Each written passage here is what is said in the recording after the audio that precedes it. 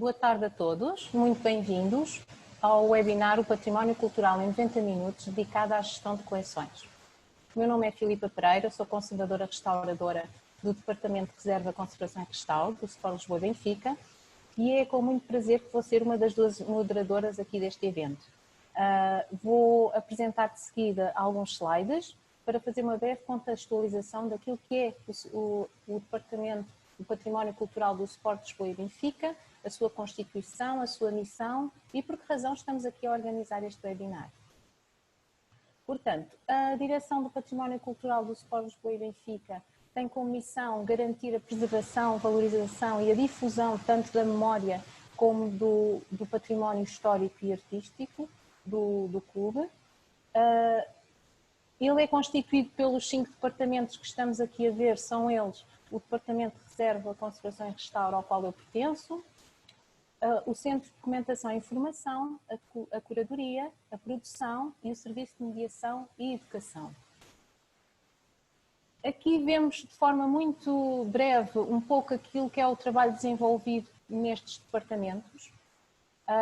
Gradualmente temos vindo também a trabalhar no sentido de promover eventos que sejam um espaço aberto à discussão e à partilha de conhecimento e de experiências, de forma a ajudar a difundir esse conhecimento junto de todos os interessados, todos os estudantes, profissionais e interessados no património cultural.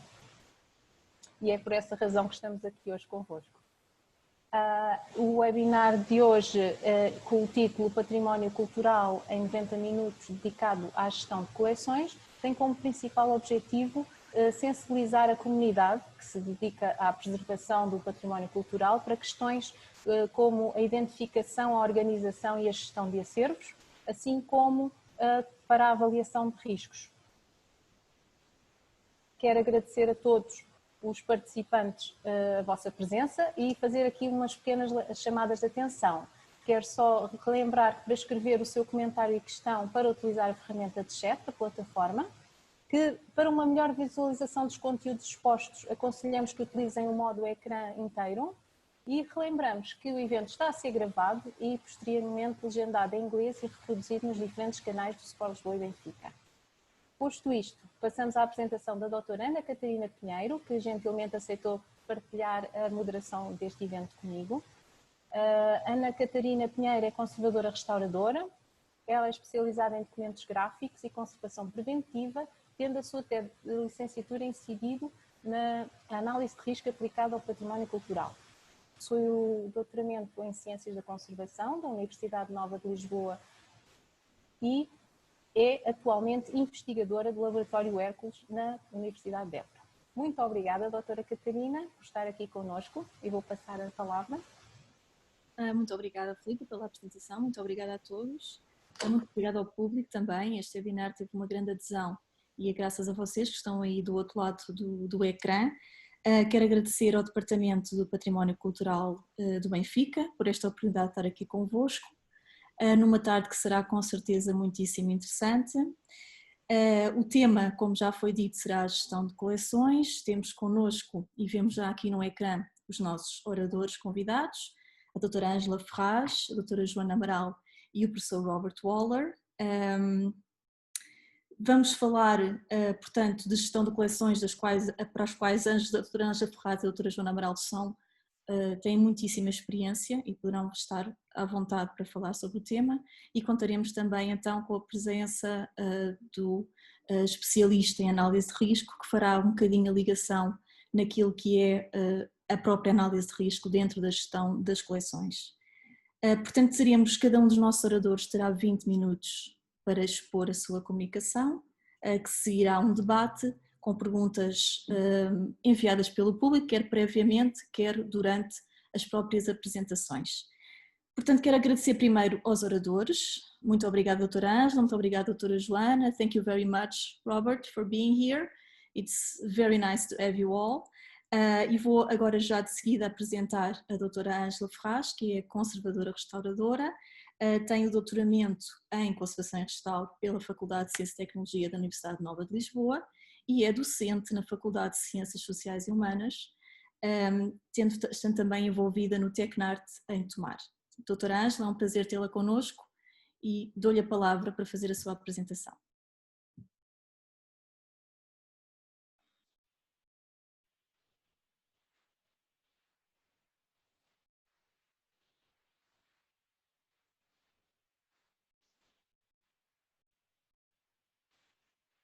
Esperem lá, que isto agora aqui.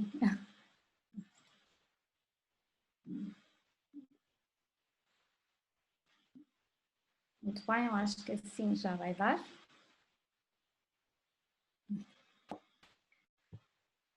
Então, muito boa tarde a todos.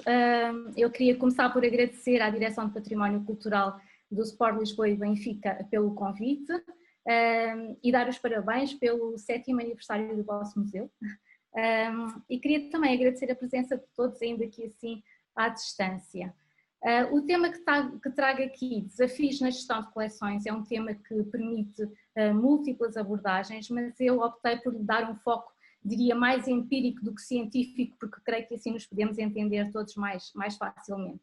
E desde que eu comecei a preparar esta apresentação, eu dei-me conta que não ia dizer nada de novo, pode original, e que a minha apresentação, que a minha abordagem seria antes apresentar do meu ponto de vista aspectos que considero relevantes, trazendo uma série de ingredientes que acredito que em grande parte consubstanciam aquelas que são as nossas preocupações e aqueles que são os nossos problemas.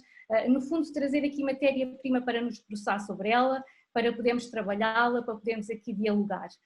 Ainda que consciente que o tema não se esgota aqui e que muito mais haveria para tratar.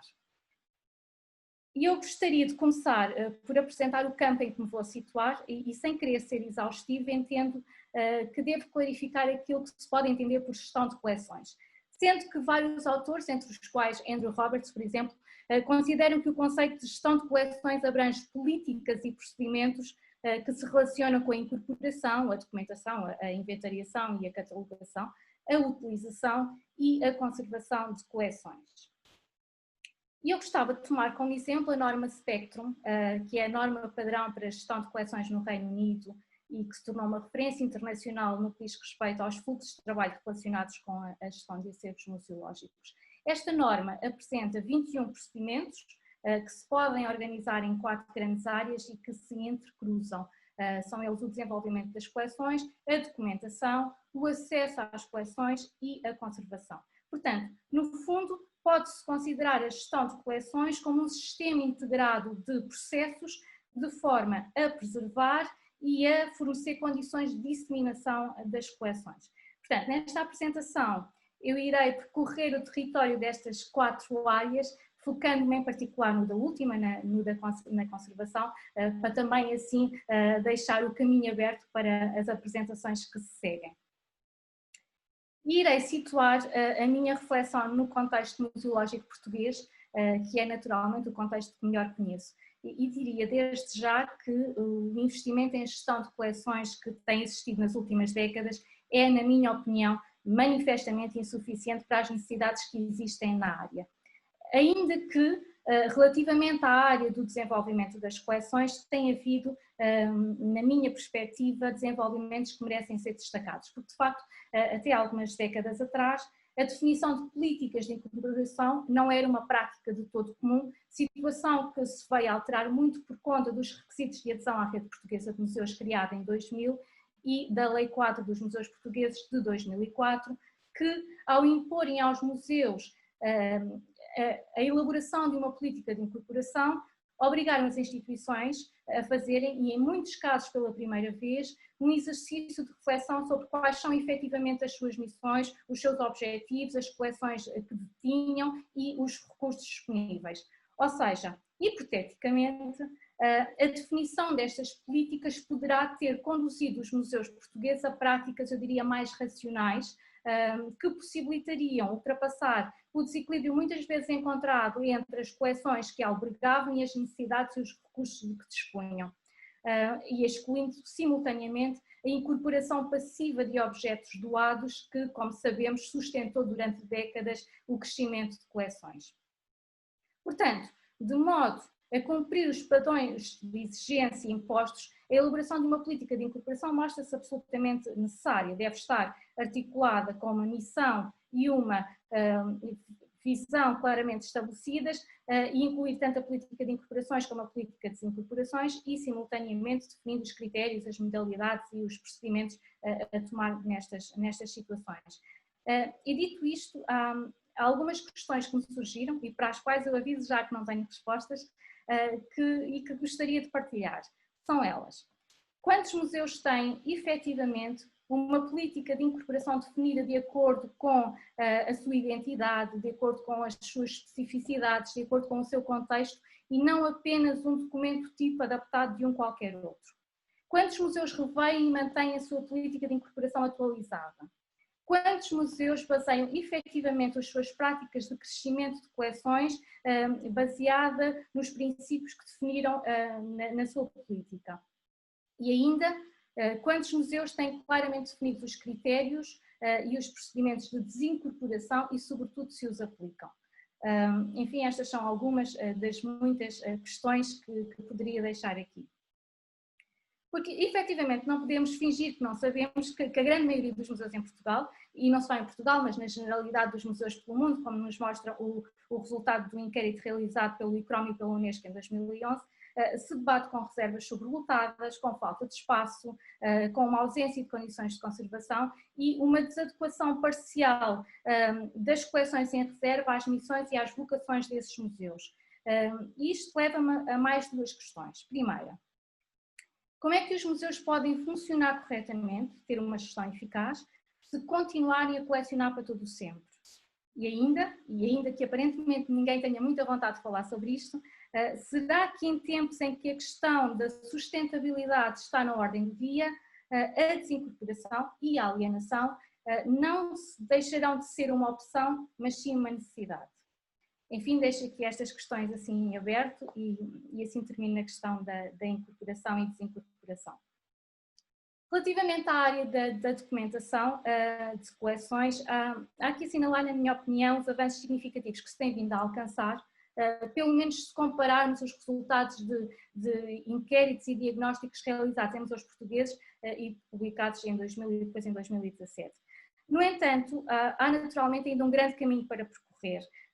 Há toda uma imensidade de objetos, de coleções que estão nas sombras, sem registros acessíveis, sem estudo, sem informação básica recolhida, porque uma grande parte dos museus mantém com muito esforço, muitas vezes com muito esforço, as portas abertas, mas depois não tem a capacidade e os recursos para manter uma equipa dedicada à documentação das coleções.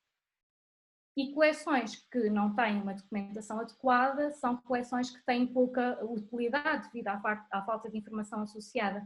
Como dizia André Zuzilhas, a documentação é sem dúvida a espinha dorsal do museu. Portanto, sem documentação ou com uma documentação muito pobre ou inadequada, para além de todos os problemas legais e éticos que daí podem decorrer, a própria gestão eficaz das coleções fica comprometida.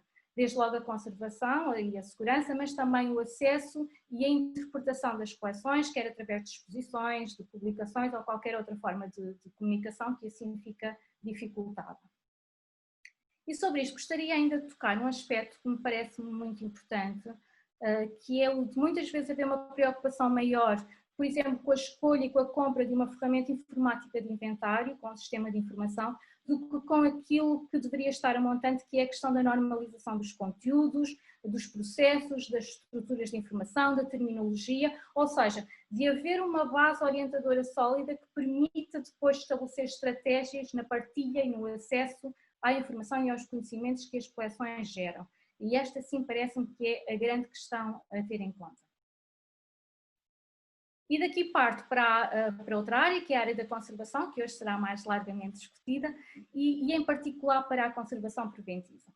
E a conservação preventiva, na sua gênese, encerra já alguns desafios, desde logo da constante necessidade de contrariar esta ideia muitas vezes assumida de que a conservação preventiva é uma atividade passiva, que não é, é ativa, aliás é muito mais do que ativa, é proativa, exige que estejamos lá antes que as coisas aconteçam, que estejamos um passo à frente, e para isso é preciso planear.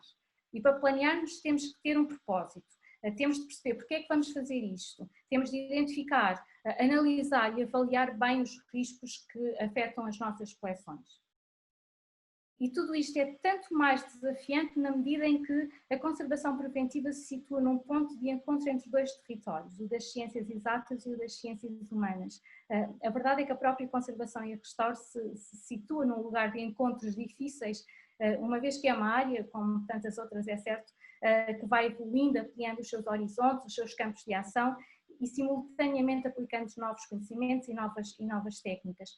No fundo, o que eu gostaria aqui de sublinhar é que a conservação é algo muito complexo, que não é fácil de abarcar, o que naturalmente contribui para que esses desencontros aconteçam. E, portanto, trabalhar em conservação de coleções exige uma abertura permanente de horizontes, uma reciclagem contínua de conhecimentos, que muitos profissionais resistem a fazer ou porque estão demasiado presos a um saber instituído ou a práticas demasiado enraizadas, ou porque estão demasiado absorvidos pelas suas rotinas, não lhes sobrando tempo para essa abertura de horizontes. Mas, de facto, temos todos que aceitar que o nosso conhecimento muda, que se torna obsoleto ou que simplesmente está errado. Que se calhar as caixas de cartão ácido frio não são a única e óbvia solução para o acondicionamento, que amplitudes superiores a mais ou menos 3% de umidade relativa não vão implicar o fim das nossas coleções, que os 50 lux é muitas vezes um valor totalmente injustificado. Ou seja, temos de ter a abertura necessária para admitir que algumas orientações divulgadas de forma vociferada podem estar incorretas. Ou, pelo menos, e era sobretudo aqui que eu gostaria de chegar, que o sentido das nossas prioridades pode estar errado. As nossas orientações devem obedecer a prioridades e para isso é preciso saber identificá-las corretamente e cá estamos nós de novo na questão da avaliação de riscos. Mas antes de avançar um pouco mais por aqui, eu gostava só de me deter nesta questão que é de quem é que tem a responsabilidade pela conservação preventiva.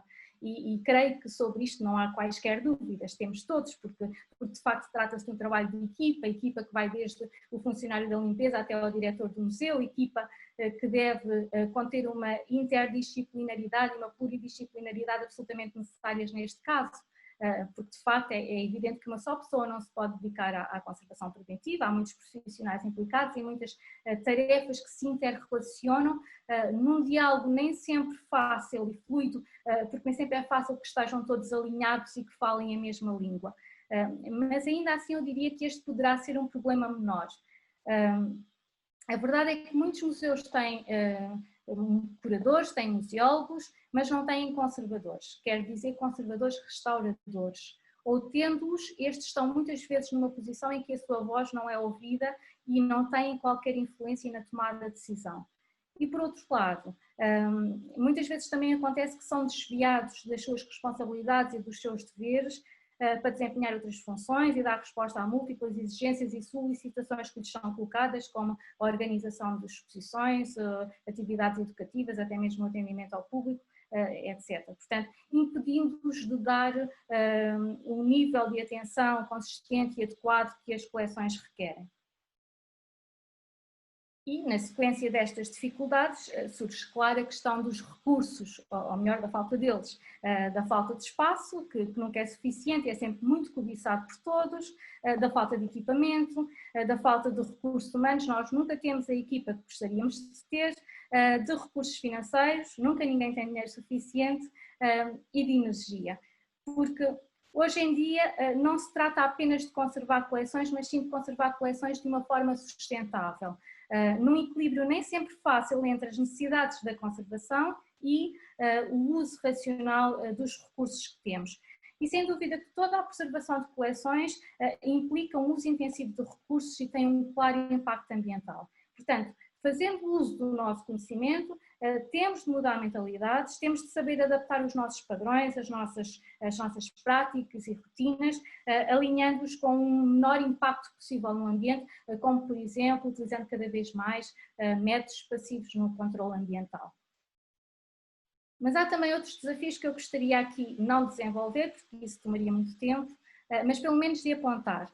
Um deles tem que ver com a multiplicidade de materiais e de coleções materiais que as coleções podem conter, e entre eles materiais modernos sobre os quais há menos conhecimentos, às vezes numa coabitação nem sempre fácil em termos de conservação, e um aumento dos usos menos convencionais desses materiais, de novas técnicas, que nos obrigam a um exercício de flexibilidade e de adaptação permanentes. E por outro lado, há uma grande diversidade de tipologias de coleções, muitas vezes no mesmo espaço, e sem dúvida que gerir uma coleção de um clube desportivo não é a mesma coisa que gerir uma coleção de arte ou uma coleção de história natural. Portanto, temos que ser capazes de saber reconhecer os diferentes aspectos legais, éticos e práticos envolvidos na gestão de diferentes materiais e de diferentes tipologias de coleções. A tudo isto soma-se o facto de hoje em dia os museus terem de gerir não apenas coleções físicas, mas também coleções digitais. E este é um tema que enfim, dava pano para mangas. Então, os desafios exigem planeamento, exigem uma boa gestão.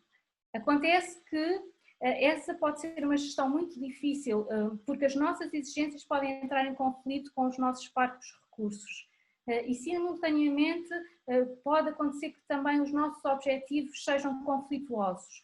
Se o nosso objetivo é ter as coleções acessíveis, isso pode entrar em conflito com o nosso objetivo de preservação, e é aqui que os riscos se situam.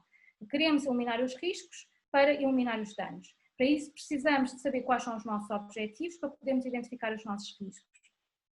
Portanto, e para rematar esta apresentação, eu diria que seria importante que todos nós nos convocássemos para fazer este exercício de pensarmos onde é que nós queremos estar daqui a 10 ou 20 anos, como é que queremos que as nossas coleções estejam, e definir uma política de coleções e estratégias que nos possam levar a esse ponto.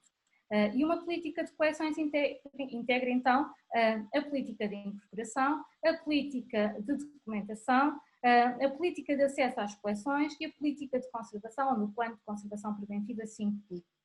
Portanto, termos a capacidade de, em equipa, por mais pequena que seja, refletirmos e planearmos com os recursos que temos um rumo para as nossas coleções, é sem dúvida o nosso primeiro desafio. Muito obrigada pela vossa atenção.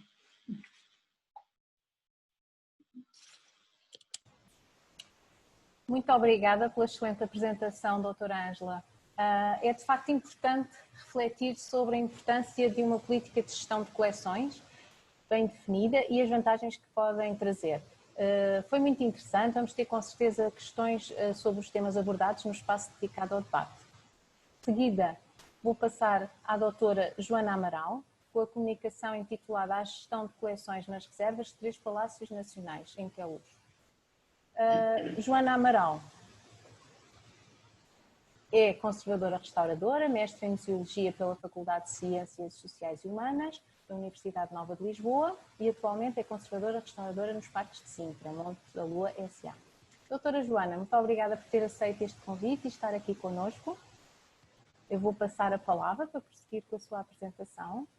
Sim, bom dia. Queria começar por agradecer o convite e a oportunidade para estar aqui, para partilhar estes projetos em que eu estou envolvida e também para conhecer os outros projetos das outras pessoas. Precisas aqui de alguma ajuda técnica para partilhar a tela?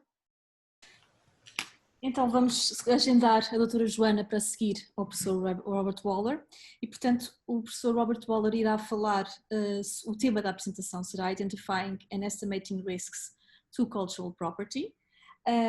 O Dr. Robert Waller tem um vastíssimo currículo, eu só trouxe aqui algumas notas para o descrever.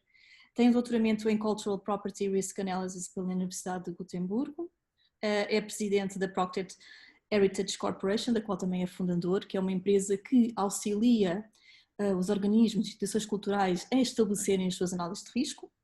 É acreditado pela Canadian Association of Professional Conservators, associado profissional do American Institute for Conservation e membro do Institute for Conservation of Historic and Artistic Works. Professor Roberts, it's an enormous pleasure to have you here. We are all looking forward for your presentation, so I just give you the word and you can start. Thank you so much, Catarina. Boa tarde a todos. But that is all for my Portuguese. I'm sorry. It would get very confusing if I did much more than that in Portuguese. I am, let's see, just shuffle my screens around a little bit. Oh.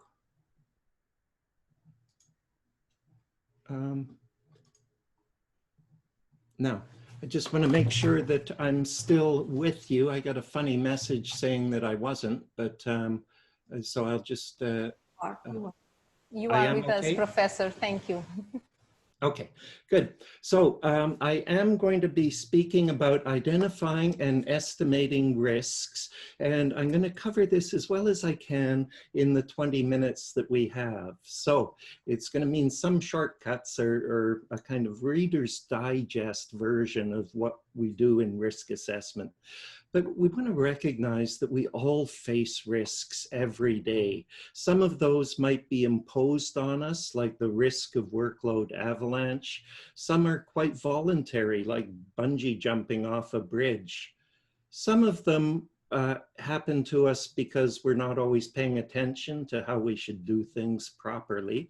But fortunately, there are a number of ways that we mitigate these risks to ourselves. One is just simply warnings, like watch me. So some things, as I just did with my presentation, we end up with a risk because we're cutting the log at the wrong end or we're projecting the wrong screen. But we do have warnings. We have other mitigation methods like guards at children's crosswalks, and we have personal protective equipment for when we want to do something really hazardous. We can recognize that we might have 4 degrees of risk awareness, and I'm going to be going through each of these or touching on each of these in the introduction to the talk. Most basically, we just want to watch out and be careful. These days, we want social distancing, wear masks when we're near people, and so on. Basic checklists. I'm going to go quickly because I'll touch more on these scored checklists where we assign weights to different things in a list. And then finally, a quantitative risk analysis, which is the kind of most sophisticated form of awareness. Now, in terms of degrees of risk awareness, it's simply really watch out and be careful. I think one of the nice examples of this is the ABCs of ordnance workers. Always be careful. Ordnance workers are the people who make bombs, and so sure, they always want to be careful. But we can go too far with just signs and warnings all the time and start to ignore them. Some can be quite silly, like this sign has sharp edges. So we don't want to go too far that way. Basic checklists can be very helpful as well. Anytime I get on an airplane, I'm always comforted to know that the pilot and the co-pilot are going through some checklists of safety measures and equipment on the airplane. Whenever there is a repeated need for checking on something, then checklists really are ideal, but they are less valuable where we need to apply them in different situations where the context is different and we need to think more broadly. Now, scored checklists offer us an opportunity to attach weightings to the importance of various items on the list. Where the list is a set of risks, such a short scored checklist can provide a very rudimentary risk assessment. In fact, they are kind of the common method that we get at these simple risk matrix that compare probability of an event with impact of an event. And where both are high, we might consider it a very high risk. Where both are low, it's a low risk, and in the middle it is something else. Now, these are quite common. They're commonly used. Unfortunately, in in practice, they're sometimes used to construct a risk assessment when they really should only ever be used for conveying the results of a risk assessment to people who don't have more than a few minutes to consider things. The director of museums, a board of trustees, and so on. They are not meant to be used as a way of doing a risk assessment, although that often happens.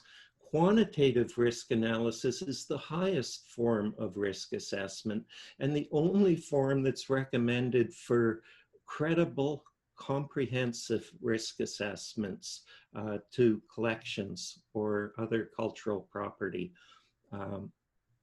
Now, risks, what are they? They are departures from a goal. We want to be really clear in our understanding of this. So this next slide, I've presented so many dozens of times, and I always will, and I present it partly to remind myself of what we want to be doing. Now, I should have updated this actually.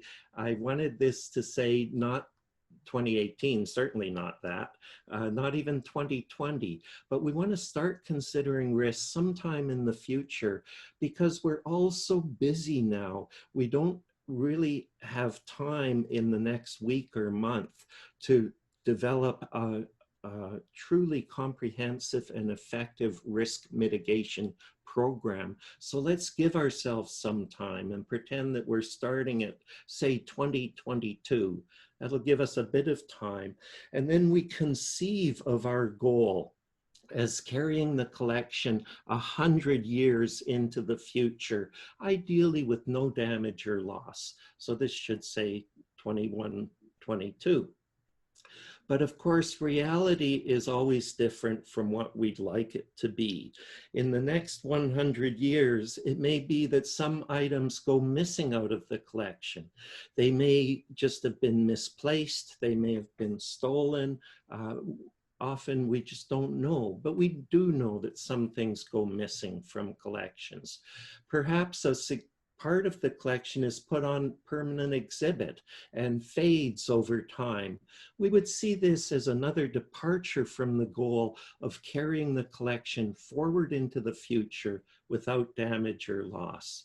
And finally, there might be a chance of a catastrophic event destroying the whole collection.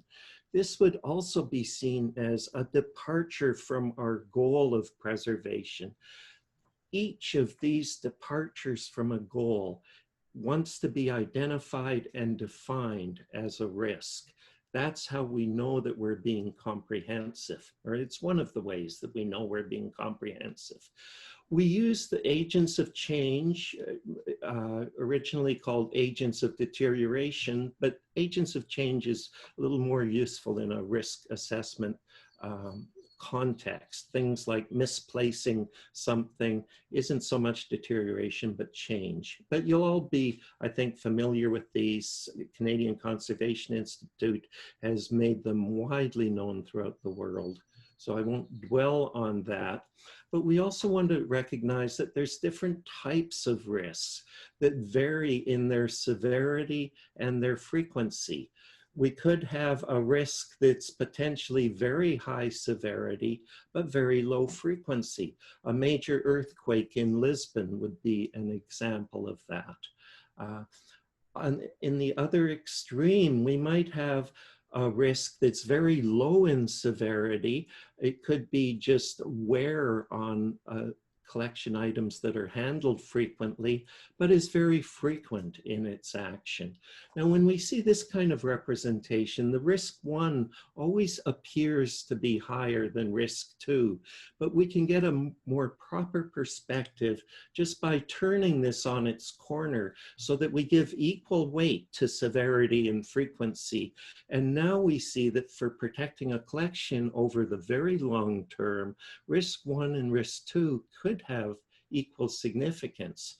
We can kind of overlay this with the traffic light colors that are often used for risk assessment: green for low risk, yellow for medium, and red for high. And we can see that here we consider a rare but potentially catastrophic event, the earthquake in Haiti that destroyed so much of their cultural heritage. At the other extreme might be a continual but milder gradual process like wear on books in a collection. And in the middle, we get these sporadic and potentially severe events. In this case, a tourist kind of knocks over one vase while taking a picture of another. So we can vary the intensity of the risk by varying the frequency, by reducing the severity, or by both. Those are the options we have available to us in risk management. But we really want to recognize these three types of risk, and they're based primarily on frequency. Severity is kind of a consequence, but it's really frequency.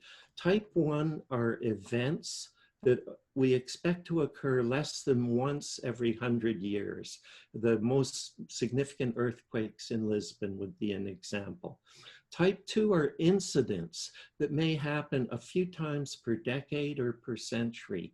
They don't happen all the time, fortunately, but we're not so fortunate that they happen less than once in 100 years. So these are things like dropping something, misplacing something, that sort of thing. And finally, a type 3 is these continual processes or events that happen at least once a year. Now, we can use this idea of scored checklists for type 1 risks only, and that's what I'm going to be talking about in the rest of this talk.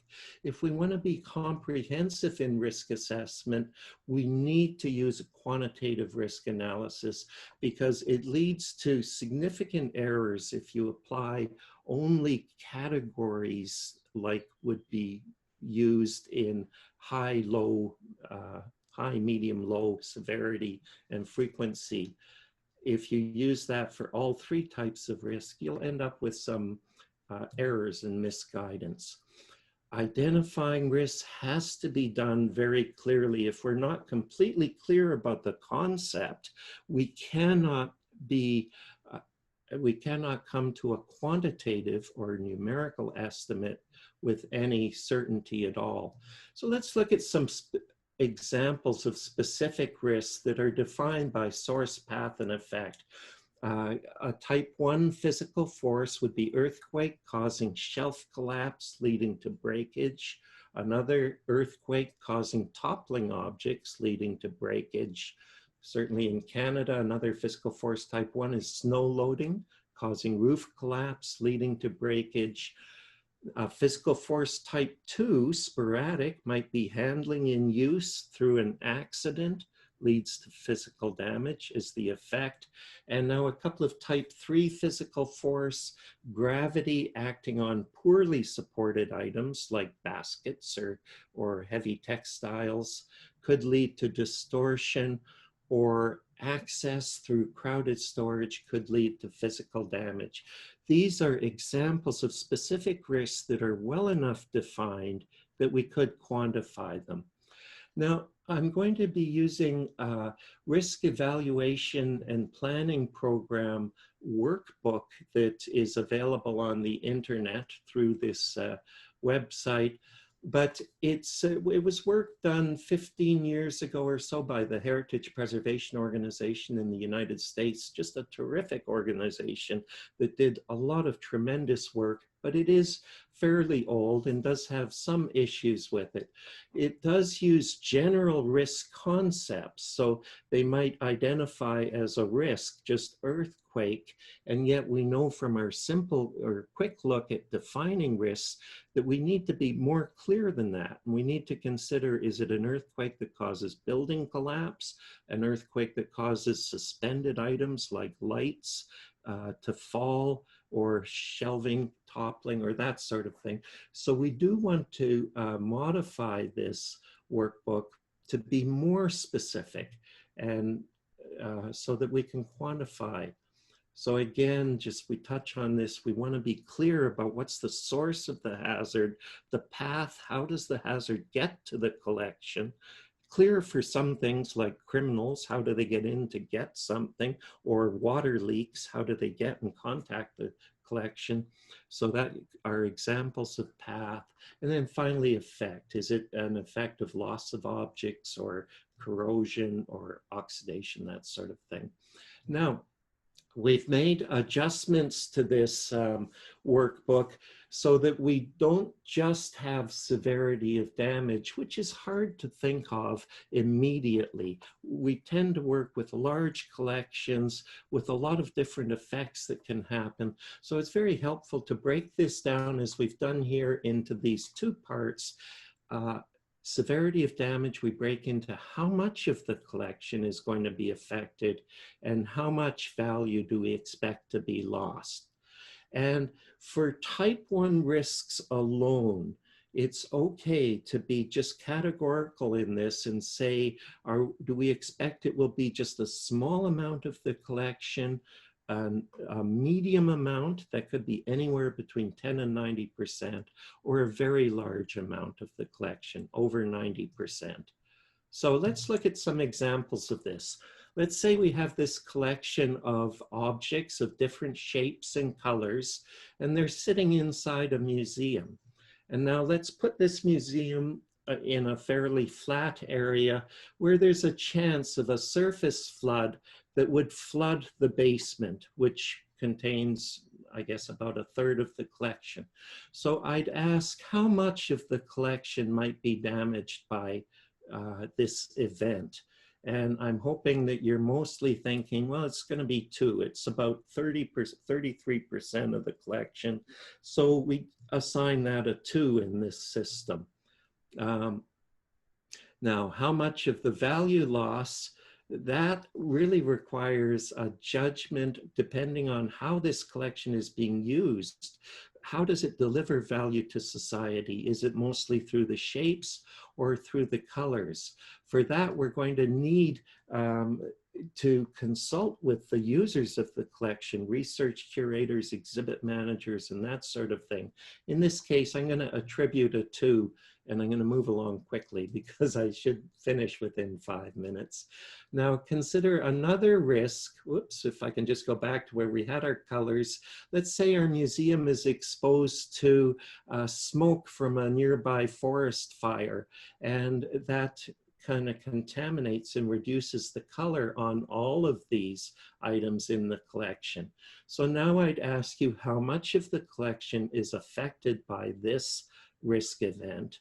And I'd hope you'd say, well, it's pretty much all of the collection. Looks like it's lost its colors. So let's give that a 3. And now, how much of the value loss? Again, we need to talk to the people who deliver value to society by using the collection. But in this case, I did, and they told me that no, the shape is more important than the color, which has been well documented in any case. So it's only a small loss in value. So we'd assign the numbers 3 and 1 to that. Now let's look again at this whole collection and consider another risk. Whoa, my goodness, this was drastic. We're going to consider a catastrophic fire that destroys the whole collection and the building. So how many people would think all of the collection? And I've never had anything but a 3 in response to this one. Of course, it's all gone. It's that little pile of ash. How much value loss? Well, again, this one's going to be pretty severe. So here, that's a quick walk through assessing a few of these risks in terms of how much of the collection and how much value loss. And here, by putting those numbers in, we see the severity of the damage. But we're left with what's the likelihood of occurrence? And for this system, which is simply for rank ordering type 1 risks, we're going to consider the 3 numbers of likelihood. Is there a 50-50 chance within 100 years, within 30 years, or within 10 years? So those are the assignments we use. And just to say a couple of things about of course, risk events, vary both in their severity and their frequency. Say in Japan, every day they get tiny earthquakes or small earthquakes, but every century or so, well, actually every few decades, they're going to get a very major earthquake. But the severity varies really widely. We get meteorite showers several times every year, but we get a catastrophic meteorite collision. We have meteor showers several times a year. We get a catastrophic meteorite collision about every 100 million years. It's a huge variation in time, but very roughly speaking, the impact of a risk event that has a 1 in 100 or a 1 chance in 100 years of occurring is going to be about 10 times as great as an event that has a 1 in a decade chance of occurring. So if our experience of a very severe rainstorm is based on a few decades, but we want to plan for an event that might occur in a century or two, then we need to think of something that has about 10 times the impact. Now, you may be concerned a bit that most of my career is on pretty refined quantitative risk analysis, but for type 1 risks, it does not matter so much. This is the set of risks for the city of Ottawa, where I live, and how they consider their severity. And we'll see that pandemic is about in the middle of that. And I think that that's still a pretty good rating for the city to have taken. We don't want to judge the quality of this kind of list by just the experience that, oh gosh, one of these things just happened, so that should have been at the top of the list. But no, that's really not quite right. And also, it doesn't matter a lot whether this would have been somewhat higher an estimate or somewhat lower an estimate. And a big part of the reason for that is that a lot of the preparation for these events will have common elements for many of them. So it's not critically important exactly where something exists. Now I just have a couple more slides and just reminders when we want to think how well protected is our collection from emergency events. Well, now you have a sense of how we can identify and assess risks. And we want to think about how much of the collection is at risk. And in terms of considering these broad solutions to problems, we want to think about the benefits of having good cabinetry, good storage hardware, keeping collections off the floor for protecting against floods. In terms of thinking about how much value might be lost, a lot of the limitation is through emergency preparation. We need a good emergency plan, emergency supplies, and we need to practice that. So just as a parting reminder, for type 1 risks alone, prioritized checklists can be really quite useful. If we want to consider comprehensive risk assessment, we need to go somewhat further into quantitative risk assessment. So thank you for your attention. Sorry about the little glitch to start. Oh, and I did want to thank Angela. I thought her presentation just before this was really terrific. So that's it. I'm signing off. Thank you very much, Professor Robert, for such very interesting talk. Indeed, it's very important to keep in mind that in order to make a proper quantification assessment of risks, it is vital to take small but critical first steps, and identifying the risks is surely one of those critical steps. Also, to quantify how much collection is at risk, how much collection could be lost. So I'm sure we are going to have a very interesting debate. Thank you. Vou passar então agora à doutora Joana Amaral. Doutora Joana, com certeza que já resolvemos o problema. Vamos passar então a palavra para a comunicação, a gestão de coleções na Reserva de 3 Palácios Nacionais em Sintra. Doutora Joana. Sim, já conseguem ver alguma coisa? Sim, muito obrigada. Está perfeito. Então, ainda bem que consegui atravessar esta tormenta e continuando os agradecimentos, agradeço a paciência de todos para estas partes das minhas inabilidades técnicas e pronto, ainda bem que estou a organizar reservas e que não estou a organizar este tipo de encontros online.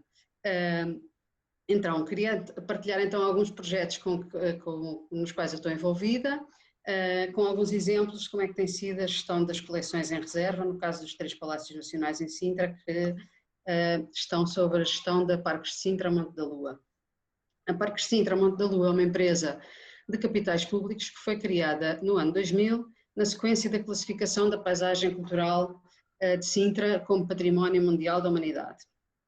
Em 2007 ficou também com a gestão do Palácio Nacional da Pena e em 2012 foi-lhe entregue ainda a gestão do Palácio Nacional de Sintra e do Palácio Nacional de Queluz. Esta data de 2012 é importante porque foi a partir desta data que se começou a fazer a gestão das coleções em reserva de uma forma o mais uniforme possível nestes 3 palácios. Tendo em conta o edifício, a coleção, as equipas, o público, são 3 palácios muito diferentes.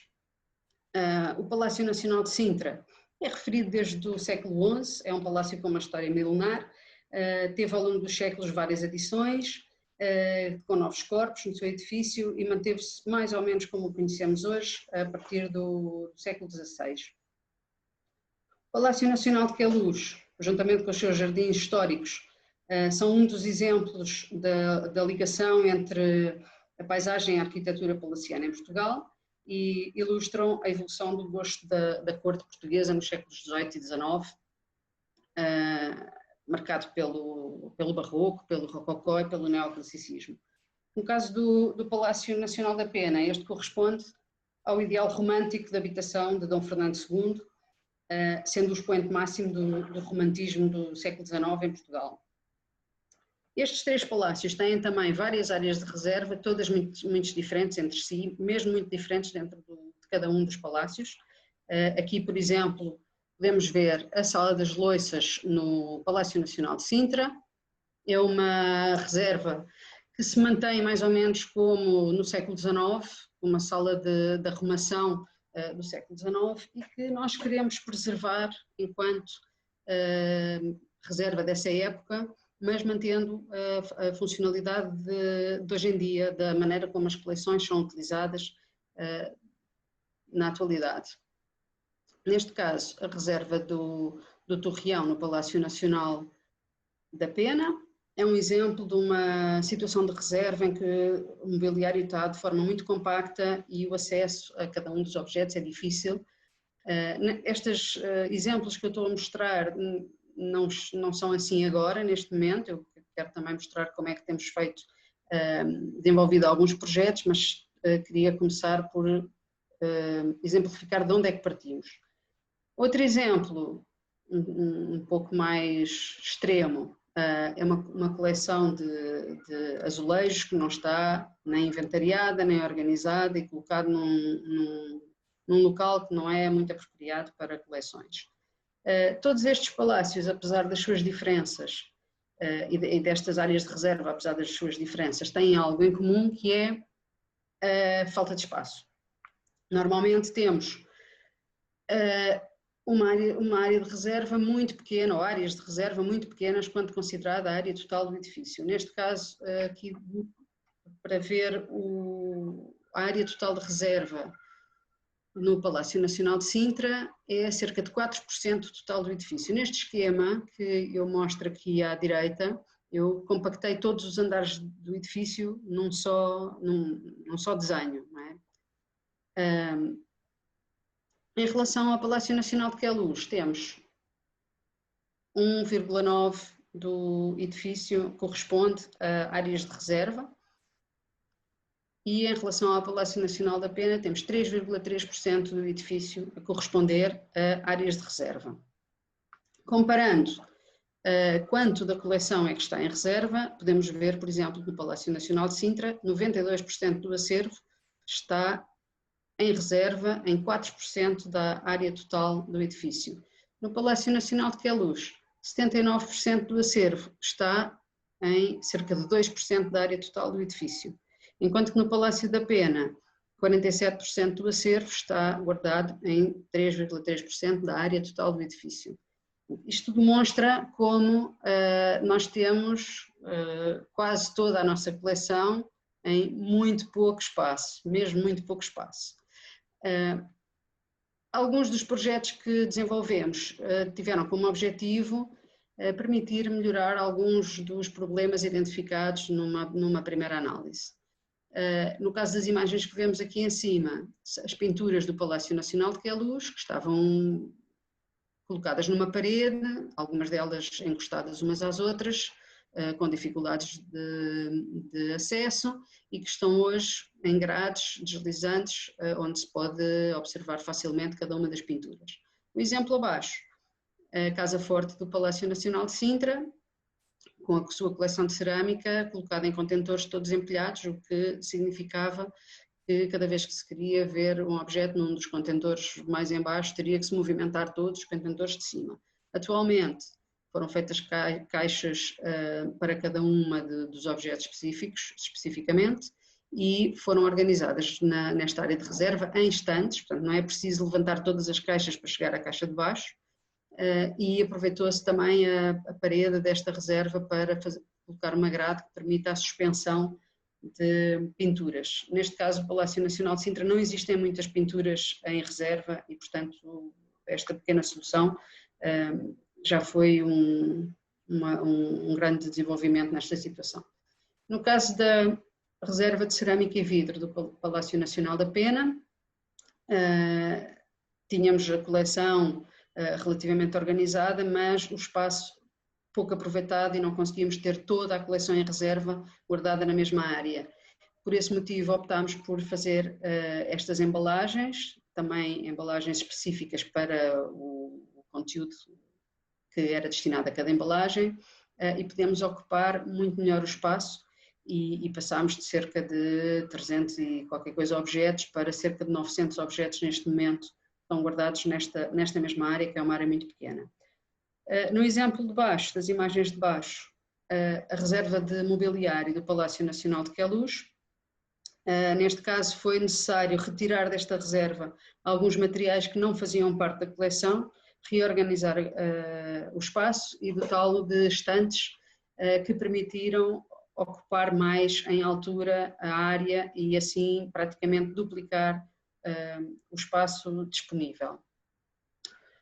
Para algumas destes projetos, de algumas destas áreas de reserva, muitas vezes foi necessário libertar completamente o espaço, quer de acervo, quer de mobiliário. Isso significou uma oportunidade para reparar as paredes, para renovar as instalações elétricas, os alarmes, os detectores de incêndio e organizar melhor os espaços. Em alguns casos foi feito tratamentos ao pavimento. Aqui, por exemplo, temos ainda visível um ataque biológico que já não está ativo, porque entretanto foi feito o tratamento adequado antes de tornar a trazer o acervo para este espaço. Em alguns casos foi também necessária a aquisição de estantes novas, embora sempre que possível tenham sido utilizadas estantes já existentes, adaptadas e adequadas ao espaço e ao acervo. Sempre com a ideia de ocupar de forma o melhor possível, rentabilizar o melhor possível o espaço disponível, que como vimos é muito pouco. Portanto, as embalagens foram sempre feitas tendo em conta o acervo e tendo em conta também o espaço disponível.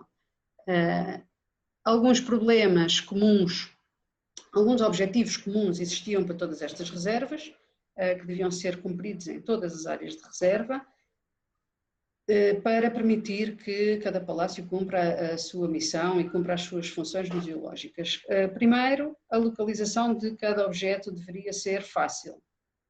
Nesse sentido, trago aqui um exemplo do programa Matriz, que é o programa de inventário da Direção-Geral do Património Cultural, que é seguido também nestes 3 palácios, que é utilizado nestes 3 palácios, e aqui podemos ver numa ampliação melhor que este objeto se encontra na reserva de cerâmica e vidro na prateleira 1D, na caixa 140. E, portanto, é relativamente fácil ir à reserva, encontrar esta estante, esta prateleira e esta estante, porque cada prateleira está identificada e a procura resume-se a meia dúzia de caixas. E então, rapidamente se consegue aceder aos objetos que têm a localização marcada no programa matriz. Algumas coleções, no entanto, não têm número de inventário individual, que é, por exemplo, a coleção dos azulejos. Os azulejos não são inventariados individualmente, mas sim por painéis. Por esse motivo, não conseguimos dizer exatamente em que caixa é que está cada um dos objetos, cada um dos azulejos no programa matriz, porque eles não estão no programa matriz também individualmente. Para resolver esta situação, então temos fichas manuais na reserva, em que cada ficha corresponde a uma caixa e cada caixa tem a fotografia de todos os azulejos que estão lá dentro e permite-nos localizar o azulejo sem ter que abrir todas as caixas e procurar fisicamente, não é, por todos, pelo azulejo que estamos a procurar. No caso dos objetos que não estão em embalagem, eles são também identificados com uma etiqueta com o número de inventário e estas prateleiras também estão identificadas com um número que torna possível a localização fácil e depois o acesso, queremos que o acesso a cada um dos objetos também seja fácil. Então a ideia é que não deve ser preciso remover muitos objetos para chegar ao nosso objeto. Neste caso, a reserva está organizada de forma a que quase todas as cadeiras se conseguem retirar diretamente e, em alguns casos mais complicados, que vemos a parte de baixo da imagem, uma cadeira está sobreposta noutra, então temos que tirar uma cadeira para chegar à segunda e, nos casos um bocadinho piores, é só necessário tirar mais 2 cadeiras para chegar à terceira, mas a maioria das cadeiras acede-se diretamente. Também os objetos que estão dentro das embalagens, se pretende que o seu acesso seja fácil, rápido e seguro. Portanto, as embalagens devem ser simples para conseguir aceder sem riscos aos objetos que estão no seu interior.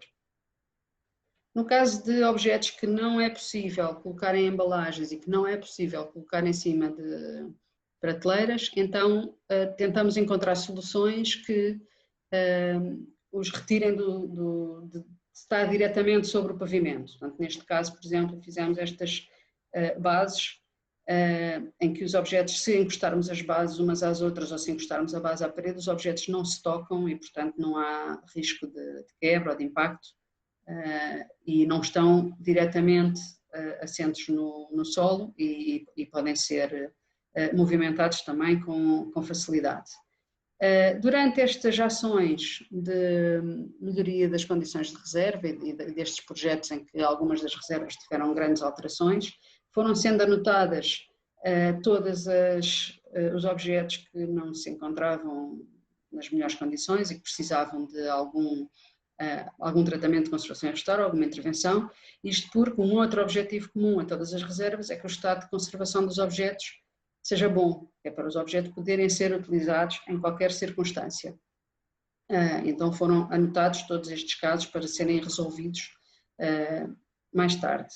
Aqueles objetos que não estão em embalagem estão guardados de uma forma bastante visível. Podemos ver aqui esta cadeira logo em primeiro plano desta imagem que tem ali uma base de espuma porque não se sustenta sozinha e é colocada logo mais perto possível e mais visível possível da entrada da reserva, que é para ser um problema que não se esconde e, portanto, que não se esquece. Assim que possível, os objetos que consideramos que têm uma degradação ativa e que vão degradar-se rapidamente são tratados, têm um tratamento de conservação e restauro, uma intervenção, e aqueles objetos que, apesar de degradados, se encontram de uma forma que podemos considerar estáveis, esses então esperam por um segundo momento, por uma situação mais favorável para o seu tratamento. Estes vários projetos têm uma base comum, né? uma forma de atuação que seja replicável em todos os palácios, o que nos poupa algum tempo, sobretudo na fase de planeamento e decisão, que tipo de materiais é que vamos usar, que soluções é que vamos encontrar, assim não temos que pensar outra vez tudo do zero, na abordagem da próxima área de reserva ou no próximo projeto. Isto permite-nos atuar sempre também de uma maneira planeada, em vez de atuar de uma maneira reativa cada vez que encontramos um problema, porque esses problemas já estão identificados e vão ser vão ser estabelecidas prioridades para solucionar este problema. Aqui vemos a reserva da Casa Forte no Palácio Nacional de Queluz, depois da sua reorganização. Temos como base da gestão de coleções em reserva a monitorização. É a monitorização que nos permite identificar problemas cedo, numa fase muito inicial e não numa fase em que já estejam degradações em curso muito desenvolvidas. Portanto, encontramos as situações o mais cedo possível. Então, a monitorização significa que vamos ver cada um dos objetos, embora não seja possível ver todos os, sei lá, 900 objetos que estão numa reserva de uma vez só. É feita uma monitorização por amostragem, em que são abertas algumas caixas e da próxima monitorização serão abertas outras, e isso permite-nos ter sempre um controle sobre a coleção e perceber se as soluções que nós fomos encontrando e fomos desenvolvendo, se são de facto adequadas e mantêm a estabilidade da nossa coleção e mantêm a nossa coleção em bom estado de conservação. Alguns problemas que foram encontrados deram origem depois a campanhas de tratamento, como por exemplo o caso da campanha de tratamentos que fizemos para a reconstituição formal de cerâmicas, em que foram identificadas todas as embalagens que continham cerâmicas que estavam fraturadas, e depois foi feita uma campanha sistemática de colagens dessas cerâmicas. Aqui é um exemplo de um pequeno candeeiro que estava fragmentado e agora já não está. Aqui vemos o exemplo do interior de uma das embalagens. Outro aspecto importante para nós de observar durante a monitorização é o estado da própria embalagem, se a embalagem é adequada, se os materiais de acondicionamento são adequados, se os objetos estão colocados em posições adequadas. Caso isso não aconteça, então estas embalagens que não estão, ou que achamos que podem ser melhoradas, ou que não estão absolutamente corretas, então mais tarde fazemos também uma campanha de melhoria dessas embalagens e vamos assim cada vez mais aumentando a qualidade das nossas embalagens. Outro aspecto que verificamos é também o estado de conservação dos próprios equipamentos, dos armários, das caixas, de todos os materiais que estejam presentes, e no caso de acharmos que não são adequados, então também, mais uma vez, são agendadas as alterações necessárias, planeados procedimentos e desenvolvidos procedimentos. Neste caso, nesta reserva de cerâmica e vidro, tínhamos reaproveitado umas prateleiras que depois verificámos que estavam já, não estavam adequadas porque estavam tortas, estavam com produtos de corrosão também elas próprias, em alguns casos não estavam bem aparafusadas, não permitiam que as embalagens estivessem perfeitamente na horizontal. Então fizemos uma alteração, tirámos todas as embalagens da reserva, e isto mostrou também a vantagem para a circulação interna e para o manejamento de ter a coleção em embalagens, porque foi possível apenas num dia tirar tudo da reserva, tirar as prateleiras antigas e repor, instalar prateleiras novas e repor a coleção. Esta é a mesma reserva agora já com as novas prateleiras, tal como se encontra hoje. E isto é uma vantagem sem dúvida, porque conseguimos retirar 900 objetos e tornar a pôr num só dia. No caso particular aqui do Palácio Nacional da Pena, a falta de espaço fez com que fosse utilizado um espaço exterior ao Palácio, que chamamos a Reserva de Santa Eufémia, em que estão aqui guardadas as coleções que atualmente não consideramos que tenham muito potencial expositivo, no caso do trabalho que está a ser desenvolvido neste momento no Palácio Nacional da Pena. Então este é um espaço que se preparou para estas coleções, está perto, mas fora do Palácio Nacional da Pena. No caso, por exemplo, da reserva da Casa das Loiças, a tal reserva do século XIX, mais ou menos, que eu referi no início, por exemplo, em termos de gestão de riscos, seria benéfico ter alguns destes vidros guardados em embalagens, mas isso, na nossa opinião, desvirtuaria o caráter desta reserva e desta área, e, portanto, como queremos manter a situação que encontramos o mais perto possível desta vivência do século XIX, optámos por não fazer esta colocação em embalagem, neste caso particular. Algumas reservas têm coleções mais homogéneas, por exemplo, todas reservas só de cerâmica e vidro, ou reservas só de pintura, e outras reservas não, têm coleções mais heterogéneas e agregam vários tipos de objetos e vários materiais na mesma reserva. Nestes casos temos que adaptar estes sistemas de monitorização para conseguir perceber o que é que se passa com toda a coleção, com todas as tipologias e todos os materiais dentro da mesma área. Esse é um exemplo aqui na Casa Forte do Palácio Nacional de Sintra, que tem quase todo o tipo de objetos, desde que sejam de pequenas dimensões, aqui arrumados. E aquilo que nos permitem estes procedimentos assim standardizados é manter a coleção sempre monitorizada com frequência e periodicamente. Ter esta coleção tratada em bom estado de conservação e sempre possível de utilizar, permite-nos depois responder outros projetos do Palácio e, por exemplo, na recente abertura dos aposentos da Ana Maria Pia foram colocados muitos objetos que estavam em exposição. Aqui estamos a ver uma imagem durante a instalação do quarto de toalete destes aposentos, em que todos os objetos que aqui vemos nesta imagem estavam em reserva. Alguns já tinham sido alvo de tratamento de conservação e puderam ser diretamente incluídos logo na exposição, outros tiveram que ter um tratamento de conservação que antecedeu esta colocação em exposição. Aqui um detalhe. E este detalhe mostra que muitas vezes as coleções em reserva são as bases, os alicerces de muitos outros projetos que surgem no Palácio e devem estar sempre em boas condições para estar disponíveis sempre para todos esses projetos. Não só projetos positivos, mas também projetos de investigação e projetos de estudo. E termino com esta imagem e espero ter conseguido mostrar alguns dos exemplos de projetos que nós desenvolvemos de uma forma mais prática, embora sempre alicerçados em teoria, obviamente, e no conhecimento já desenvolvidos por outras instituições. E pronto, espero ter conseguido dar exemplos que sejam enriquecedores para as experiências também de quem nos está a ver. Obrigada. Muito obrigada, doutora Joana. A sua apresentação foi muito interessante e levantou questões importantes sobre os diferentes pontos que temos de ter em consideração para o planeamento e uma organização eficaz das reservas e deu excelentes exemplos práticos dos procedimentos a adotar.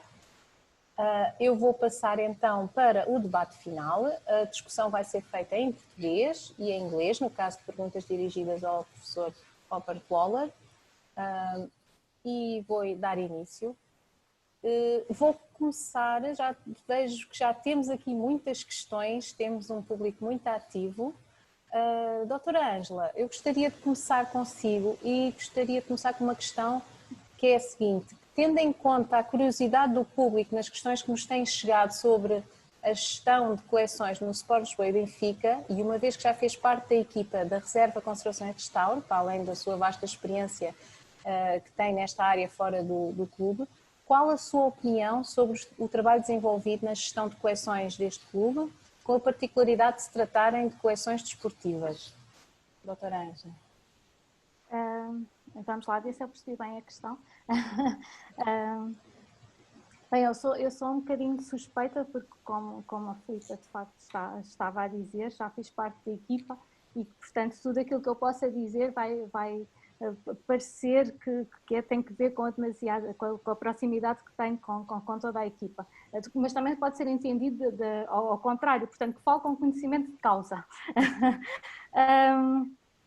Eu acredito que, de uma forma geral, todos têm a ideia, e vai-se cada vez mais tendo a ideia de que de facto, no Departamento de Reserva, Conservação e Restauro do do Benfica, portanto é um local onde se praticam boas práticas no domínio da gestão de coleções, e acredito também que muitos dirão que tem que ver com os recursos que vocês têm, portanto que isso se deve muito aos recursos, que provavelmente terão mais que outras instituições, mas ainda assim eu acredito que os recursos não justificarão tudo, porque eu acho que é possível gerir coleções com poucos recursos, com nenhum é que já é muito difícil, porque quando se sabe muito bem para onde é que se quer ir, é possível fazer uma gestão sustentável. E eu estava a falar aqui dos recursos, e eu acho que o aspecto que eu gostava de destacar tem que ver com os recursos humanos, com a vossa equipa, que é uma equipa pluridisciplinar, em que cada um sabe muito bem quais são as funções que tem que desempenhar, portanto as funções estão muito bem definidas, nem todos estão envolvidos em todas as atividades, ninguém tem que saber tudo de tudo, mas todos partilham as mesmas responsabilidades, os meus objetivos com grande empenho. Eu acho que nesse caso aplica-se bem a frase vestir a camisola, porque de facto eu acho que este ponto é muito importante. Nós não podemos falar de gestão de coleções sem falarmos de pessoas em primeiro lugar. Em primeiro lugar estão as pessoas que gerem as coleções e que se envolvem com as coleções. Eu acho que não devemos todos parar para pensar um bocadinho sobre isto. E depois, claro que esta instituição tem particularidades, não é? Tem especificidades que todos veem, desde logo especificidades que têm que ver com a tipologia das coleções, que levantam aspectos éticos, legais, administrativos, completamente dispares, se calhar, com outra tipologia de coleções. A própria coleção é uma coleção muito própria, e o acervo integra várias tipologias de materiais e de objetos, e o próprio espaço também, não é? O facto de estarem num estádio de futebol, portanto é tudo novo. E eu acho que o facto de não haver modelos de referência, vocês não terem tantos modelos de referência, vos obrigou a trilhar o vosso próprio caminho, que eu acho que pode ser muito desafiante, mas por outro lado é também uma grande mais-valia. E, por exemplo, indo especificamente a esta questão da política de incorporação, na qual eu também estive envolvida, de facto, por vocês terem todas estas, estarem envolvidos com toda esta especificidade, isso obrigou-vos, e também porque obviamente havia a predisposição para isso, mas obrigou-vos a uma reflexão muito própria de pensarmos para onde é que nós queremos, qual é o nosso caminho, o que é que nós queremos para as nossas coleções, para onde é que nós vamos levar, portanto, todo este acervo, e eventualmente até a repensar a identidade. Portanto, houve essa abertura enorme, foi um trabalho desenvolvido, aliás que continua a ser, porque ainda não está encerrado, mas um trabalho desenvolvido sem pressas e sem pressão, e portanto permite de facto essa reflexão que eu estava a falar, e envolvendo toda a equipa, em que todos têm uma voz ativa e portanto todos têm uma palavra a dizer, e eu acho que o sentimento de envolvimento e de que de facto é um projeto de todos é muito importante. Relativamente à conservação, também há alguns aspectos que eu destaco, que têm que ver com, obviamente, que as normas, os procedimentos, as rotinas estão muito bem estabelecidas. Há um plano de conservação preventiva, mas esse plano de conservação preventiva também é continuamente repensado, nada está fechado, tudo é possível de ser refletido e fazer-se de novo, e portanto esse é um dos aspectos que obviamente eu destaco, que não é um documento morto, não é um documento que está lá para dizer que foi feito, mas é um documento aberto à reflexão e aberto à melhoria. E isso é de facto uma mais-valia de toda a equipa também, como há pouco dizia na apresentação, é uma equipa muito aberta à aquisição de novos conhecimentos, sempre dispostos a saber mais, portanto a própria instituição é uma instituição que se abre para o exterior, que tem parcerias com universidades, que recebe muitos estagiários e que estão sempre prontos a receber quem vos quer visitar e a trocar ideias e experiências como está aqui a acontecer hoje, não é? E pronto, não sei se eu respondi. Sim, muito obrigada pelos seus comentários, doutora Ângela.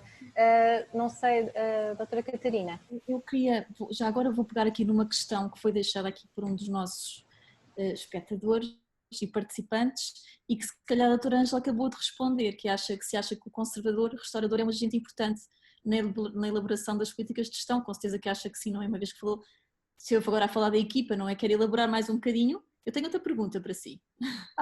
Pronto, eu acho que é inquestionável neste momento, portanto, obviamente que o conservador de restaurador, pela sua formação, pelas suas especificidades, tem que ter uma voz ativa. Todos ganham, e portanto isso, na minha opinião, é completamente inquestionável. E agora a minha outra questão, que também se prende aqui com alguns dos comentários feitos pelos nossos participantes e que focou assim em pequenos pontos na sua apresentação, que tem a ver com a análise de risco, portanto a tal posição proativa da conservação preventiva, o planeamento, a identificação dos riscos, o estabelecimento das prioridades e a gestão de recursos por vezes muito limitados. Isto aponta-nos de facto tudo para uma análise de risco. Eu queria saber qual é que era a sua experiência em termos de análise e se calhar apontar a principal dificuldade e o principal benefício que sentiu quando usou um modelo de análise de risco. Sim, essa é um bocadinho difícil de responder porque, enfim, tive vários projetos e diferentes abordagens sobre esta questão, mas porque no fundo aquilo que se trata é sempre de fazer escolhas e de estabelecer prioridades que decorrem obviamente da análise de risco.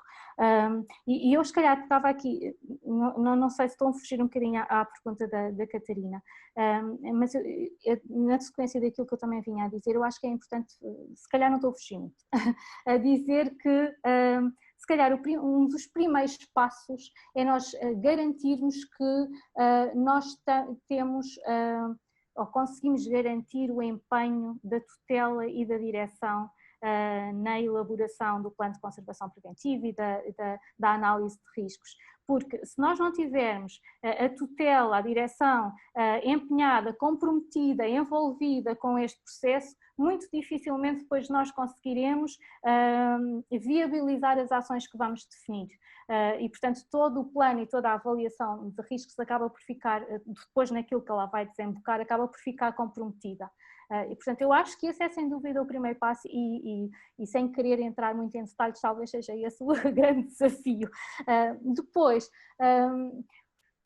da minha experiência, aquilo que eu posso dizer é que, claro que nós nos perguntamos para onde é que vamos começar e agora o que é que fazemos. Obviamente que há vários modelos de gestão de riscos para nos guiar. O Robert apresentou aqui em linhas gerais aquilo que quem está dentro da gestão de riscos já conhece também, já foi absorvendo e já faz parte da nossa própria literatura, não é? E tudo começa sempre com conhecer, portanto, conhecer. Nós temos que conhecer todos os aspectos que são relevantes relativamente ao contexto onde temos as nossas coleções e é preciso conhecer o contexto, é preciso conhecer os aspectos administrativos, os aspectos práticos, legais e por aí fora, é preciso conhecer muito bem a envolvente, é preciso conhecer o edifício, o espaço das coleções e muitas vezes quando nós trabalhamos numa instituição há muito tempo, nós podemos à partida achar que nós já sabemos tudo e que conhecemos esta coleção e conheço este espaço e conheço este edifício como a palma da minha mão. E de facto se calhar não é assim. Nós temos que partir para esta avaliação com uma mente aberta e é talvez um exercício de humildade. Para podermos estar disponíveis para ir encontrar respostas para perguntas que muitas vezes nós não tínhamos feito a nós próprios e para aspectos que se calhar estavam ali ao nosso lado e nós nunca tínhamos prestado atenção e portanto todo este processo é um processo de descoberta e para que seja um processo de descoberta nós temos que estar à partida abertos para isso e a questionar-nos e portanto querer conhecer toda a nossa realidade como se fosse a primeira vez que a estivéssemos a ver, o que não sempre é fácil. E portanto, se eu tivesse que dar algum conselho, que não é essa a ideia, mas invistam tempo nesta fase de conhecer, porque se nós conhecermos muito bem aquilo que temos, depois as fases seguintes são todas muito mais fáceis. a fase de avaliar, de analisar os riscos, depois de tomar decisões relativamente às estratégias, às normas, aos procedimentos, tudo isto é muito mais fácil porque nós já conhecemos bem a nossa realidade e nós já passámos bem essa fase da identificação dos riscos também. E portanto é como uma peça, é como um puzzle em que todas as peças se vão encaixando e de repente as coisas ficam todas muito claras à nossa frente e é aquele momento de quase de epifania, é por isto que acontece isto, na primavera que a água entra por aqui, é por isto que temos, enfim, de repente tudo fica mais claro. Portanto, eu acho que esse é o desafio. Portanto, partirmos para este exercício de mente aberta, disponíveis a fazer todas e mais algumas perguntas, permitirmos-nos ser surpreendidos, sair às vezes um bocadinho da nossa caixa e fazer perguntas que não são tão óbvias, porque depois aí nós vamos descobrir riscos que não eram tão evidentes. Se calhar vamos descobrir, por exemplo, que a pessoa que mais sabe sobre aquela coleção e sobre o historial daquela coleção é uma pessoa que já tem 80 anos. E que se calhar é melhor nós irmos a correr, procurar esse conhecimento, porque senão corremos o risco de perder essa informação. Ou seja, vamos descobrir coisas que se calhar à partida não eram evidentes. E portanto esta abertura era um dos pontos e um dos desafios que eu destaco e que é fantástico, eu digo ao mesmo, simultaneamente é fantástico. E depois é começar por algum lado. Depois das prioridades estarem muito bem definidas, começa-se por onde se pode, se não há recursos para fazer aquilo, aquela palavra que eu não gosto nada, que é o ideal, se não há palavras para atingir esse ideal, vamos com passos pequeninos, vamos conseguindo, e se as prioridades estiverem muito bem definidas, se nós não conseguimos fazer o acondicionamento de uma coleção de fotografia, o tratamento e o acondicionamento de uma coleção inteira de fotografia, então começamos com 10%, sendo que esses 10% são aqueles que equivalem à parte da coleção que tem mais suscetibilidade e é mais frágil. Portanto, diria que... Muito obrigada. Passo então a palavra à Filipa. Muito obrigada, doutora Ângela. Entretanto, apareceu aqui uma outra pergunta do público e que eu penso que será melhor dirigir à doutora Joana Amarão. Doutora Joana, qual é que é a melhor forma de articular as questões de preservação e gestão de riscos do património cultural com a educação museológica? Por exemplo, quando temos as visitas guiadas, com os conservadores restauradores pelas exposições, quando temos reservas técnicas abertas para o público, entre outros. Qual é a sua opinião sobre esta visibilidade destas áreas? Eu acho que todas as áreas dentro de uma instituição museológica estão cruzadas, todas as áreas têm pontos de sobreposição e todos têm que trabalhar um bocadinho na área do outro, passa a expressão. Eu acho que todas as pessoas têm que saber comunicar o seu trabalho, e nesse sentido todas as pessoas estão a trabalhar na área educativa ou de mediação, e da mesma forma todas as pessoas que estão dentro da instituição têm que colaborar para a conservação preventiva do acervo que está à guarda dessa instituição e por vezes do próprio edifício, se estivermos a falar de instituições em edifícios históricos. E nesse sentido não são só as pessoas que têm à sua responsabilidade a conservação preventiva, mas também, por exemplo, qualquer guia, qualquer acompanhante, qualquer grupo terá que dar algumas indicações às pessoas sobre o comportamento melhor para a conservação do acervo. Relativamente às visitas, em particular às visitas nas áreas das reservas, estas visitas acontecem com muita frequência. Não é só aquelas reservas que nós chamamos visitáveis, as reservas em que o público poderá entrar, às vezes abertas livremente, outras vezes mediante visitas combinadas ou horários específicos, mas também porque existem visitas sempre de outros colegas de outras instituições, de pessoas que estão a investigar e, portanto, em certa medida, todas as reservas acabam por ser visitáveis e acabam por ter a presença de outras pessoas de fora da instituição aí. E a reserva tem que estar sempre preparada para isso e a equipa tem que estar sempre preparada para acompanhar essas pessoas que aí vão e que estão à procura de consultar a coleção para melhorar o seu conhecimento e o nosso também, consequentemente. Muito bem, muito obrigada. Já agora, no que diz respeito à organização das reservas, quais é que foram as principais dificuldades que encontrou ou quais os principais riscos identificados e de que forma é que eles condicionaram o trabalho de organização eficaz ou não, ou menos eficaz desses espaços de reserva?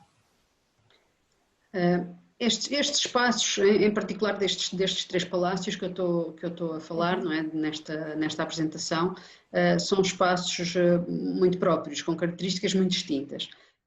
Por exemplo, uma situação que não ocorre num edifício contemporâneo é, por exemplo, o tamanho das portas.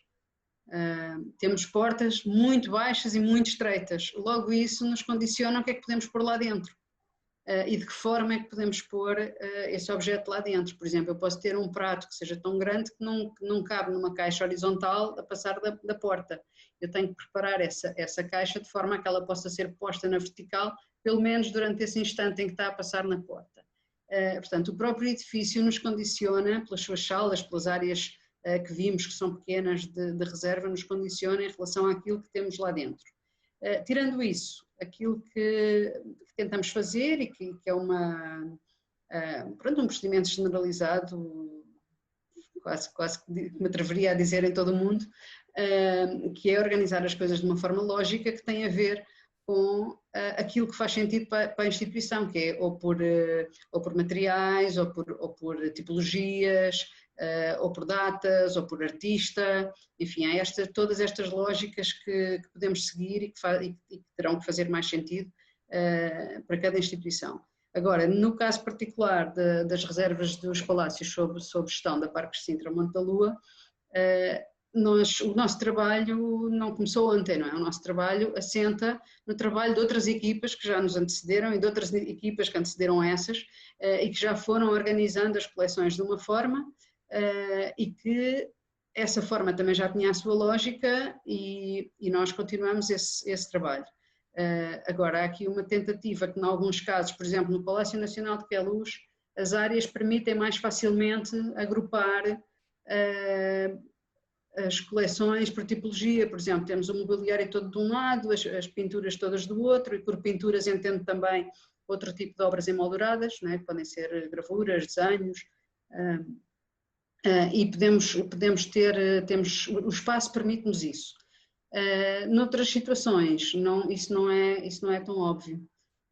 E pronto, e temos que fazer aquilo que é possível. Aquilo que é importante é perceber se as soluções que nós encontramos são de facto eficazes e conseguimos de facto manter o estado de conservação da coleção estável daquela forma e da maneira como se encontram e da maneira que a gente escolheu para as organizar. Muito obrigada. Muito obrigada pelos comentários. Vou passar então à Catarina. I'm going to make some questions to Professor Robert Waller. We have some questions from the audience about how risk analysis has been evolving. Since you wrote your thesis on risk analysis, how do you see it evolving in time, and do different countries have a different perspective on how important it is to make risk analysis to manage a collection? Okay, well, thank you, Katerina. A really interesting question. It's almost 30 years ago that we started doing this, so there has been really a lot of development. Some of it's good, some of it's bad. There's a lot of misunderstanding still, with a lot of different approaches being proposed that aren't so rooted in the field of risk analysis, which is a well-developed field in its own right. But there have been some really tremendous advances too. I think I find most encouraging the work of Matthias Sterlich and his colleagues at University College London Centre for Sustainable Heritage. Especially just in the last week or two, they've come out with a couple of new papers on collection demographics and the deterioration of archival collections in particular. Those are tremendously important advances to our understanding of risk analysis.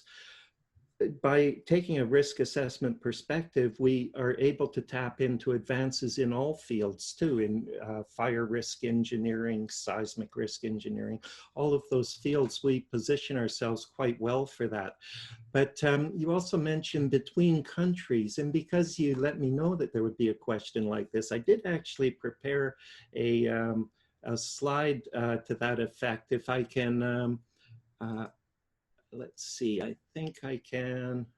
Are we seeing a slide now? No, not yet. Are we seeing?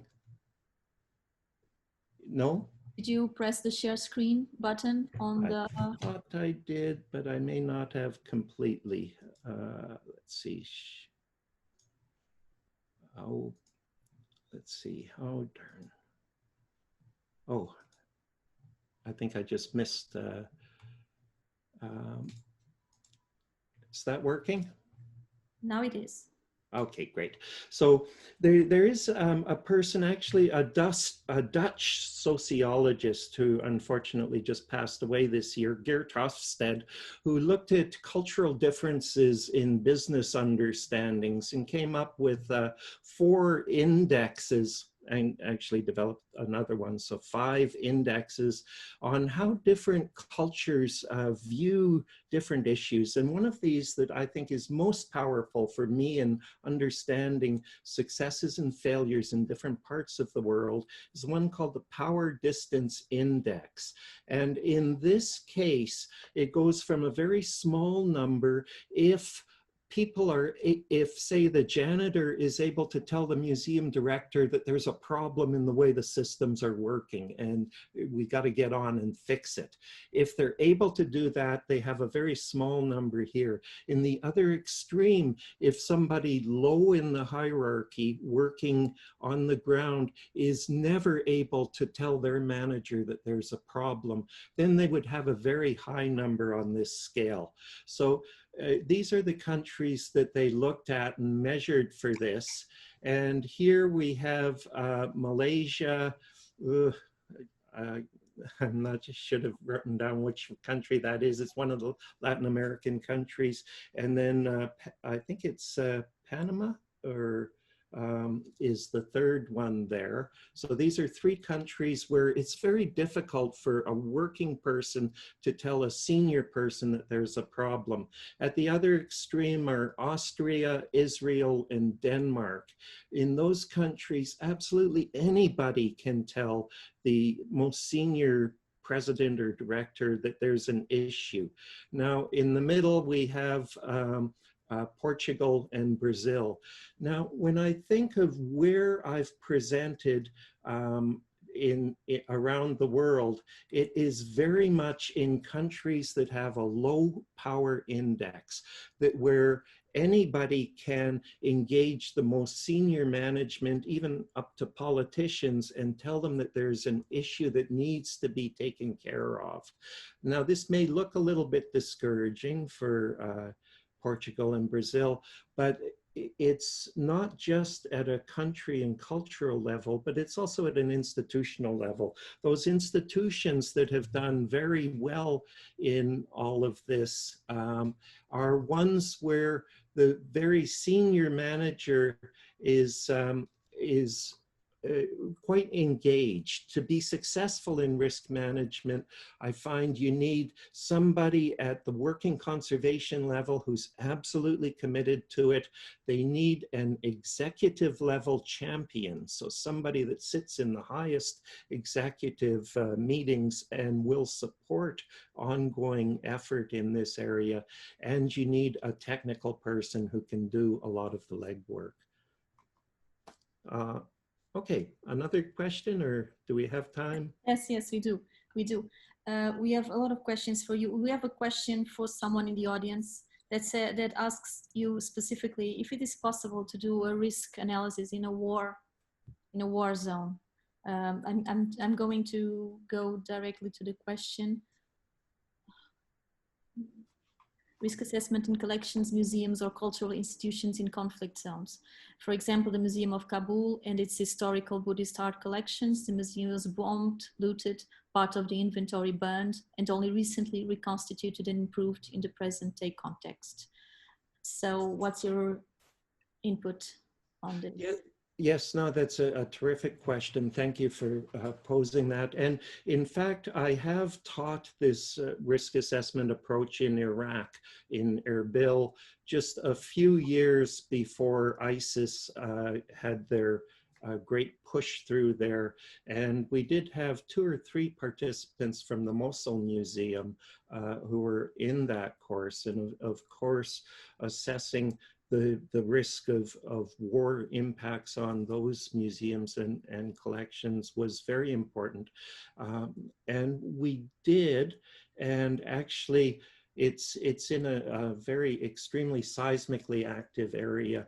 And while it's very hard to get evidence-based numbers to quantify those risks, we can, by comparison, compare the experience of a broad number of museums in that region with war impacts and with the expected seismic damage, because they're in a much higher than Lisbon, actually, seismically active area, and figured that those were comparable. A difficulty that we run into, though, is with these risks that are very much out of our control, that like the pandemic, certainly not at all in the control of any individual institution or country. It's very difficult to deal with those. However, what we can conclude is that it was very important to take precautions to try to protect the collection from the impacts of war, just as important as protecting them from the impacts of a severe earthquake. But I mean, the ability to do that between the time we did that course and just 2 or 3 years later, when ISIS went through and destroyed much of the Mosul Museum, there was just not the opportunity to be that effective. And that will always be a case. We do the very best that we can, but there are always bigger issues that come and sweep through the world. Thank you very much. Maybe I will take that issue that you brought up, the pandemic issue. And we do have a lot of questions, but we are really running out of time. So I'll make a question for all the speakers. I'll start with you. How do you think this pandemic, and maybe others that will come, this surely will not be the last one, and how do you see it being almost an hazard to the task, the museum task of delivering value to the population, so to the community? Right. Well, I think much of the answer is in exactly the way that you phrased the question, that this is not an issue that our technical level risk analysis is going to help that much with, but it really begs us questioning what are the main avenues through which we deliver value to society, and how resilient are those to various things that can happen to disrupt the normal operation of society. So in the case of the pandemic and delivering value to society, it may want to encourage us to look at channels for doing that, say through digitization and outreach through the internet, that are not so subject to disruption by things like the pandemic. But I'll pause at that and turn over to the other presenters. Thank you. Thank you so much, Professor Robert. Maybe Doutora Ângela, pode também contribuir para este tema, tem a ver com o acesso que as comunidades podem ter em tempos de pandemia, em tempos em que estamos todos encerrados e não conseguimos ter acesso à cultura como estamos habituados. Em que é que a digitalização das coleções pode ajudar nestes casos? Bem, sem dúvida que pode. Aliás, como nós todos temos estado a ver nestes últimos meses, pode ajudar muito, porque sem dúvida, com o encerramento dos museus, estes tiveram que se adaptar e usar ferramentas digitais como de facto uma única ferramenta possível para dar resposta, portanto, para esse encerramento. E isto veio demonstrar claramente que a digitalização das coleções é um elemento importante de acesso às coleções e portanto, cada vez mais esta partilha online de conteúdos nas plataformas que nós temos à nossa disposição tem que ser vista, e eu acho que a partir daqui vai começar a ser vista como uma oportunidade. Porque de facto partilhar informação e conhecimento é aquilo que impulsiona o crescimento das sociedades e que é uma das funções basilares do museu. Portanto, a utilização destas ferramentas que já, em alguns casos, muitos museus, então lá fora temos exemplos extraordinários disso, já estavam a utilizar muitíssimo bem. Eu acho que esta consciência que nós temos que utilizar estes canais está cada vez muito mais presente, e isso traz outras implicações, nomeadamente de nós temos de perceber que isto vai exigir uma especialização de conhecimentos e de recurso que nem sempre existem, e que notou-se muito a clivagem entre os diferentes museus, porque de facto é preciso competências digitais, não é? E eu acho que todos temos agora muita noção disto, e eu acho que isto vai obrigar a que haja novos profissionais nos museus orientados para o desenvolvimento digital. Por exemplo, eu não me surpreendo nada que num curto espaço de tempo nós tenhamos, por exemplo, gestores de redes sociais nos museus, ou até mesmo que os profissionais que estão dos próprios museus, que eles próprios se adaptam e que se tornem também gestores de redes sociais, por exemplo, que adquiram novas competências. Mas isso também faz parte daquilo que eu dizia há pouco, que é ir adquirindo novas competências e adaptando-nos à nova realidade. Mas sem dúvida que sim, sem dúvida que este é um canal de acesso às coleções, a digitalização que nós já todos tínhamos de consciência, mas que agora está cada vez mais presente com esta pandemia. Uhum. Doutora Joana, portanto, reservas visitáveis digitalmente também? Sim. Eu acho que todas estas soluções já existiam. Acho que não estavam, era tão desenvolvidas ou então tão usadas. Acho que este momento da pandemia faz as pessoas terem um bocadinho mais de cautela na maneira como circulam e para os sítios para onde circulam. No entanto, esta partilha digital já existia, por exemplo, a Direção-Geral do Património Cultural já tem há muito disponibilizado uma Trisnet, não? O inventário de todas não, mas uma grande percentagem das coleções das instituições que tutela. E muitos museus já tinham visitas virtuais e já tinham propostas para visitas à distância e consultas à distância do seu trabalho. Agora, neste momento, a procura aumentou e como tudo, sempre que a procura aumenta também a oferta. Eu acho que é muito importante que isso exista, até porque nem todos têm disponibilidade para ir ao outro lado do mundo, ver o museu que gostam ou gostariam, não é, de conhecer, pandemia ou não é? E isto é uma oportunidade sempre, até para revisitar. É uma oportunidade sempre e é uma oportunidade que eu acho que temos sempre que usar em paralelo, e quanto mais desenvolvermos, melhor. Muito obrigada, doutora Joana. A necessidade faz de facto fazer-nos repensar algumas formas de acesso das coleções. O tempo passa, estamos já no final, vou dar então por terminada a sessão de debate e de questões. Agradecemos uma vez mais a participação de todos os nossos convidados nesta discussão. Muito obrigada, Catarina. Professor Robert, we would like to thank you again for joining us in this meeting. Looking forward for future meetings where we can keep exploring these interesting and practical subjects.